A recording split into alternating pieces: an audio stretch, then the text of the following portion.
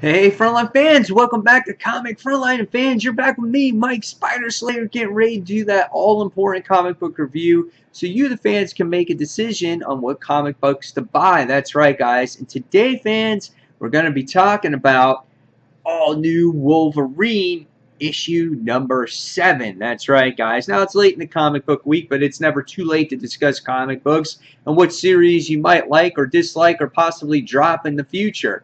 Now, All New Wolverine has been a wonderful series. Tom Taylor is the writer on this book. And for this particular issue, I think it's this issue only, we have a different artist, and its name is Marco Takara.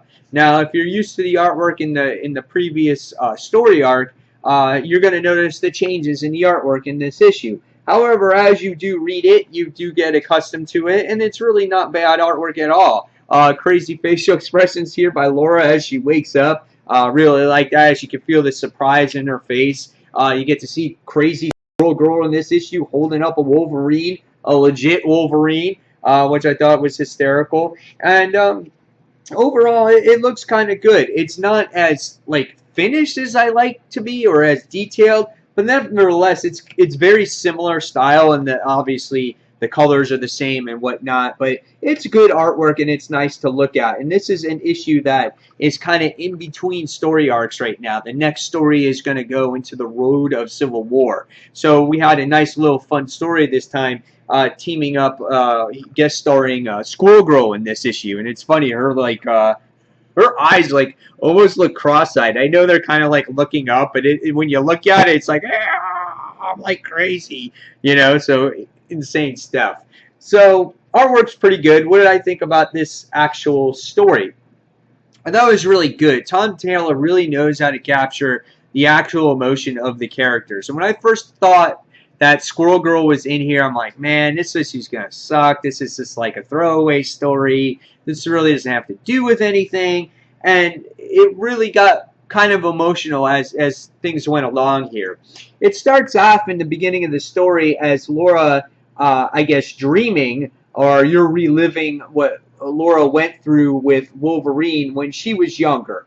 And she kind of wanted to be with Wolverine. She didn't want to be part of the X-Men or the Institute or whatever the case may be. And she's like, oh, don't leave me. And Wolverine was like, yeah, I'll be back, I promise. And she felt alone. And so in this whole issue, we go about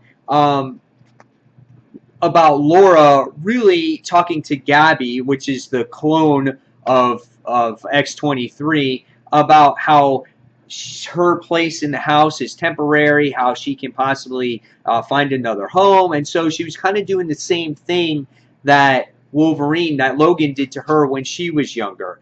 But amongst that whole story, we get to see this whole team up with Squirrel Girl in here, and she comes with a present with an actual Wolverine, and Gabby's all excited. She's like, oh, I have a pet. She's like, can I keep it? Can I love it? Can I squeeze it? Can I, and it's just like, it's hilarious. And Laura sits there and goes, why are you here, Squirrel Girl?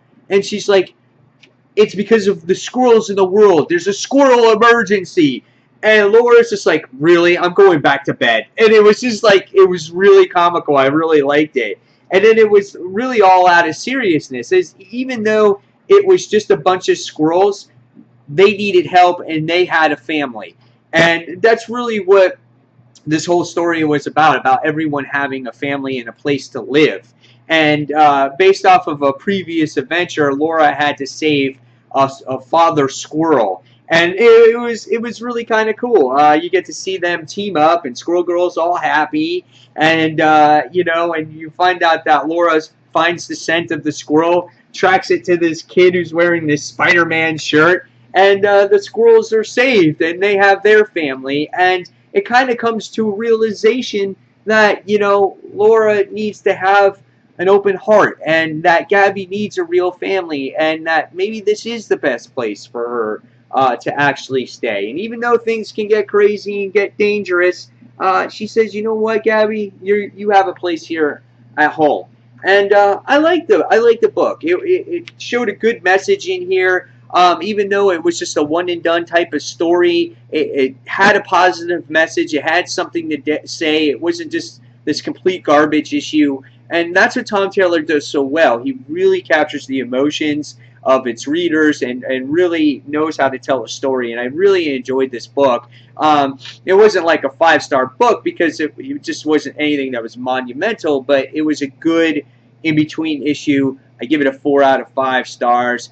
It proves that All New Wolverine, no matter what, even in its nothing issues, is a solid series. And I can't wait to see what Laura is going to go through during Civil War here. So, and how Gabby teams up with her. So, guys, check this book out if you haven't yet. The first story arc was issues 1 through 6. I really enjoyed it. And this was a fun little story. And get ready for issue number 8 with Road to Civil War. So again, guys, I gave this book a 4 out of 5 stars. Tell me in the comments below, do you read All New Wolverine? Are you thinking about dropping it?